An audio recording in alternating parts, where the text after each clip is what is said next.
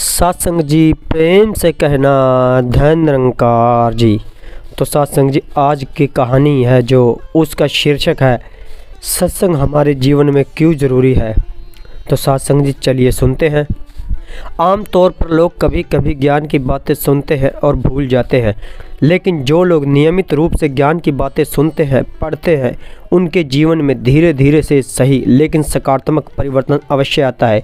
यदि आपको लगता है कि ज्ञान की बातें आप अपने जीवन में नहीं उतार सकते हैं या इन बातों को जीवन में लागू कर पाना संभव नहीं है तो एक प्रेरक कहानी है। इस कहानी में संत ने एक युवक को समझाया है कि किस प्रकार ज्ञान की बातों को जीवन में उतारा जा सकता है और किस प्रकार इन बातों का असर होता है। तो आइए सुनते हैं ये कहानी।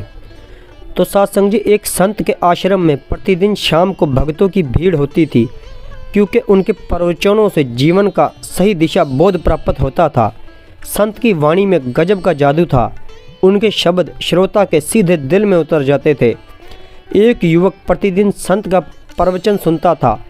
एक दिन जब प्रवचन समाप्त हो गए तो वह संत के पास गया और बोला, महाराज मैं काफ़ी दिनों से आपके प्रवचन सुन रहा हूँ, किंतु यहाँ से जाने के बाद मैं अपने गृहस्थी जीवन में वैसा साधारण नहीं कर पाता जैसा यहाँ से सुनकर जाता हूँ। इससे सत्संग के महत्व पर शंका भी होने लगती है, बताइए मैं क्या करूँ। संत ने युवक को बांस की एक टोकरी देते हुए उसमें पानी भरकर लाने के लिए कहा। युवक टोकरी में जल भरने में असफल रहा। संत ने यह कार्य निरंतर जारी रखने के लिए कहा। युवक प्रतिदिन टोकरी में जल भरने का प्रयास करता किंतु सफल नहीं हो पाता।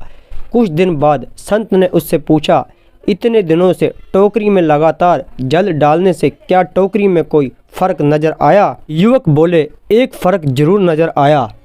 पहले टोकरी के साथ मिट्टी जमा होती थी, अब वह साफ दिखाई देती है, कोई गंदगी नहीं दिखाई देती और इसके छेद पहले जितने बड़े नहीं रह गए, वे बहुत छोटे हो गए हैं। तब संत ने उसे समझाया, यदि इसी तरह उसे पानी में निरंतर डालते रहोगे तो कुछ ही दिनों में वह छेद फूलकर बंद हो जाएंगे और टोकरी में पानी भर पाओगे। तो सत्संग जी इसी प्रकार जो निरंतर सत्संग करते हैं उनका मन एक दिन अवश्य निर्मल हो जाता है, अवगुणों के छिद्र भरने लगते हैं और गुणों का जल भरने लगता है। युवक ने संत से अपनी समस्या का समाधान पा लिया।